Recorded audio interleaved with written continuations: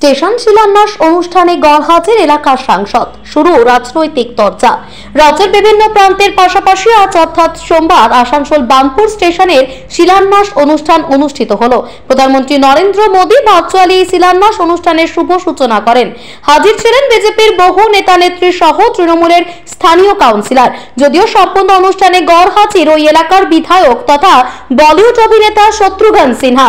এই ঘটনাকে কেন্দ্র করে শুরু হয়েছে রাজনৈতিক চাপানোতর। সংবাদ মাধ্যমের মুখোমুখি হয়ে বিজেপি নেত্রী তথা বিধায়িকা অগ্নিমিত্রা পাল বলেন, আজ বার্নপুর স্টেশনে ছিল স্টেশনের শিলান্যাস। স্টেশনের ভার্চুয়াল শিলান্যাস করেন প্রধানমন্ত্রী, অথচ সেই অনুষ্ঠানে হাজিরই থাকলেন না এলাকার সাংসদ।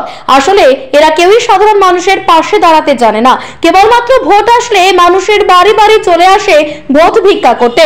সম্পূর্ণ ঘটনা প্রসঙ্গে ওই এলাকার কাউন্সিলর অশোক রুদ্র বলেন, খুব অল্প সময়ের মধ্যে হোয়াটসঅ্যাপে মেসেজ করা হয়েছিল সাংসদকে, আর সে কারণে তিনি হাজির থাকতে পারলেন না। আজকের এই অনুষ্ঠানে গড় হাজির হতে হলো তাকে। এরপরে তিনি অভিযোগ করে বলেন, সবকিছু নিয়ে রাজনীতি করছে বিজেপি।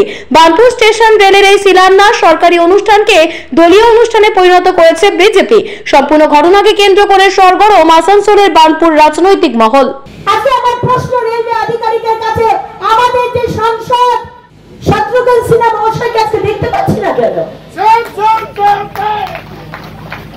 কদিন বাদে ভোট, তখন ভোট চাইতে আসবেন, আর আপনার লোকসভাতে যখন কেন্দ্রীয় প্রকল্পের ইনগ্রেশন হয় তখন আপনাকে কোনোদিন দেখতে পাওয়া যায় না।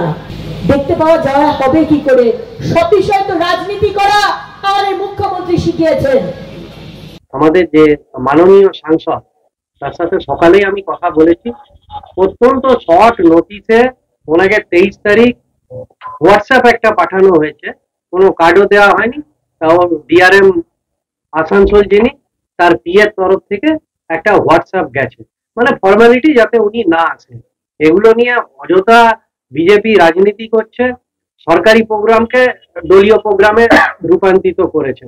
আর ভারতবর্ষের রেল তো আজ নয়, 1850-এর দশক থেকে ভারতবর্ষের রেল শুরু হয়েছে। আগে ব্রিটিশে ছিল, পরে ভারতবর্ষে যখন যে সরকার এসেছে তারাই রেল, যেহেতু দেশের লাইফ লাইন, তাই সবাই সচেষ্ট হয় উন্নতি হোক রেলের।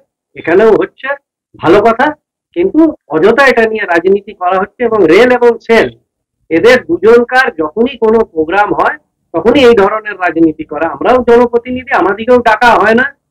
এবং ঠিক একইভাবে বিজেপি যে কোনো সরকারি সংস্থাগুলোকে সেই রাজনীতিকরণ করে নিজের দলীয় একটা পরিকাঠামোর মধ্যে নিয়ে চলে এসেছেন।